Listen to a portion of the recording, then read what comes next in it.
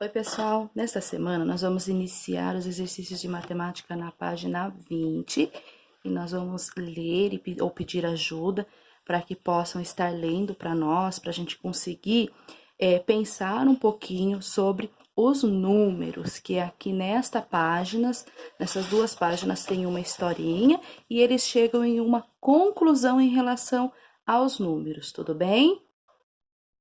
Em seguida, na página 22, nós vamos falar sobre os números no dia a dia. Então, aqui nessa página já tem os exercícios para serem feitos. O número 1, ele diz o seguinte: observe as duas cartelas de adesivo abaixo, que são essas duas cartelas aqui, ó. Vai observar e vai responder a letra A. Qual das cartelas tem a maior quantidade de adesivos? Tudo bem? Aí você vê como que você faz, se você vai contar, se você vai só olhar, você vê aí como que você faz para descobrir qual das duas, se é a cartela 1 ou a cartela 2. Daí você escreve aqui abaixo, tudo bem? A letra B da número 1 não precisa fazer, porque é só para conversar sobre como você pensou para responder esse item anterior. A número 2, na letra A, diz o seguinte: Marco comprou um caderno de 100 folhas e outro de 50 folhas. Veja a seguir o preço de cada caderno. Onde será que está marcado o preço de cada caderno? Na etiqueta, né? As coisinhas que a gente compra vem tudo com a etiqueta falando os preços para nós, né? Ou vai estar colado no item, ou vai estar pendurado. Neste caso, está pendurado. Então, tem as duas etiquetas aí. Qual dos dois cadernos foi o mais caro?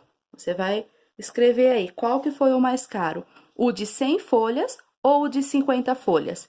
Letra B, não precisa responder, é só para conversar, mas como você faria para saber quanto Marco gastou ao comprar os dois cadernos? Quanto será que ele gastou nos dois cadernos? No número 3, a gente vai observar o calendário ao lado. E está escrito: no calendário ao lado está assinalado em vermelho o número que indica o Dia Mundial do Meio Ambiente.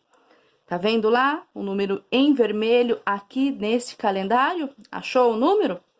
E ele pergunta, letra A, qual é esse número? Você vai escrever aqui qual é o número, coloca o número aqui. E letra B, quantos dias tem o mês de junho? Este calendário é do mês de junho. Quantos dias tem esse mês? Você vai precisar contar um por um, ou talvez olhar no último número para saber quantos dias tem esse mês de junho, tudo bem? E aí você marca aqui. Na página 23, a gente vai ler um pouquinho, a gente vai conversar sobre o sistema de numeração, tudo bem? Então, aqui já diz o seguinte para nós, número 1, sistema de numeração decimal. Ao longo da história, o ser humano sentiu necessidade de registrar quantidades para responder a perguntas como: quantos animais há ao todo? Quantas lutas se passaram? Inicialmente, para indicar contagem, eram utilizados objetos como esses.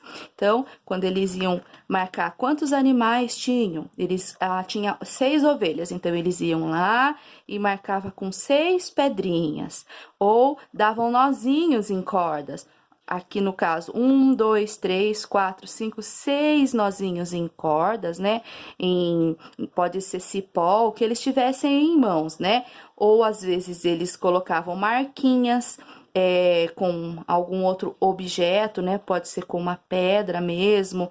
Eles marcavam na madeira, né? Faziam risquinhos na madeira ou em ossos, né? Às vezes tinha animais que já tinham morrido, né? E tinham os ossinhos lá eles também faziam essas marquinhas para conseguir contar. Tudo bem, número pequeno, a gente até consegue fazer esse tipo de marcação, né? A gente tem lá, a gente vai lá, coloca número de pedrinhas, a gente coloca nozinhos, dá para fazer várias coisas, né? Dá pra gente desenhar os risquinhos, bolinhas, seja o que for. Só que quando o número fica bem grandão, fica difícil, né? Como que você imagina quando tem 100 ovelhas? Você vai achar 100 pedrinhas e vai contar um por um? Então, a gente vai ver ao longo deste conteúdo aqui sobre essas marcações, tá bom? Então, além dos objetos, foram utilizadas partes do corpo. Desta maneira, utilizando os dedos das mãos. Quantos dedos nós temos nas mãos? 5. Com mais 5, então temos 10, tudo bem? O ser humano passou a fazer o agrupamento de 10 para registrar as contagens. Olha lá, o agrupamento o que é? É juntar tudo para saber. Se eu olhar para as minhas mãos, eu já sei que eu tenho 10 dedos, né? Eu não preciso ir lá e contar toda vez que eu tenho os 10 dedos, né? Uma mão eu sei que tem 5, então isso é agrupamento. A contagem por agrupamentos de 10 constituiu um sistema de numeração chamado sistema de numeração decimal, né? Então, a partir do número 10, nós usamos o sistema decimal para registrar. Aos poucos, os seres humanos perceberam que podiam usar símbolos para registrar e representar essas quantidades. Então, ao invés de ir lá e colocar 10 pedrinhas, por exemplo, a estrela que eles desenhassem já valia essas 10 pedrinhas, esses 10 animais. Então, eles foram usados símbolos. E depois desses símbolos, desses desenhinhos, veio estes símbolos que a gente conhece aqui, que são os símbolos indo-arábicos ou são os algarismos. Os símbolos 0, 1, 2, 3, 4, 5, 6, 7, 8 e 9 são chamados símbolos indo-arábicos, porque foram criados pelos hindus e levados para outras partes do mundo pelos árabes. Esses símbolos também podem ser chamados de algarismos, tudo bem? Os números naturais a gente utiliza, né, usando os símbolos indo-arábicos, 0, 1, 2, 3, 4, 5, 6, 7, 8 e 9, podemos escrever qualquer número natural. O número, ele é infinito, infinito mesmo. Pense que qualquer coisa que a gente possa registrar com números vai existir. É sempre o número, ele tende a ficar bem grandão. Ele começa no 0, 1, 2, 9, que a gente conhece, ele passa para o 10, depois para o 100, depois para o 1000 e assim por diante. Ele só vai crescendo, tá bom? Então, começando pelo 0 e acrescentando sempre uma unidade. Uma unidade é eu pegar um dedo e é sempre 1. Então, eu acrescento mais um dedinho, uma unidade, eu fico com 2. Acrescento mais uma unidade, eu fico com 3. Então, é andar de 1 em 1, de unidade, tudo bem? Então, ó, do 0, o 17 e esses 3 pontinhos aqui quer dizer que tem muito mais números, tá bom? Ele quer dizer que é infinito a quantidade dos números. Essa sequência não tem fim, por isso, dizemos que ela é infinita. Para indicar isso, usamos reticências, tá? Esses 3 pontinhos aqui se chama reticências, quer dizer que é infinito, não tem fim. Aí, na página 24, ele diz o número no dia a dia. Então, tem aqui algumas situações que representam esses numerais, tá bom?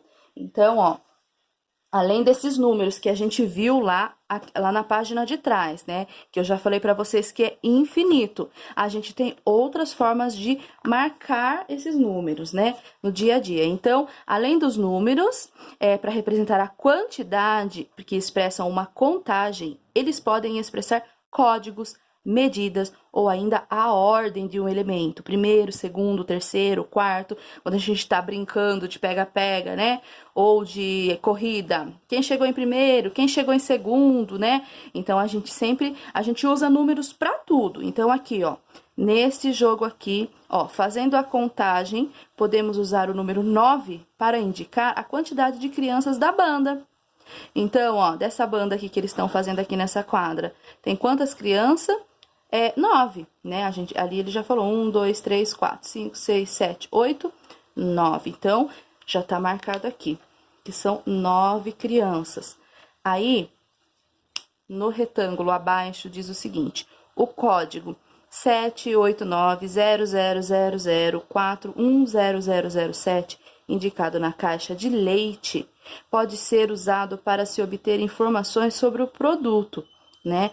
Geralmente são códigos grandes. Todos os produtos que a gente compra, ele tem um código, que no caso a gente chama de código de barras, né? Porque hoje em dia eles fizeram aquele aparelho que é inteligente, né? Que passa aqui no códigos de barra e ele já lê e já faz a leitura desse código aqui. Não precisa digitar mais esse monte de número, né? Aí, nesta embalagem, o número 50, acompanhado da unidade de medida metro, o M, né, ou escrita metros, expressa uma medida, o comprimento de fio dental que há na embalagem. Então, dentro dessa embalagem, se a gente esticar todo o fio dental, ele vai ter 50 metros.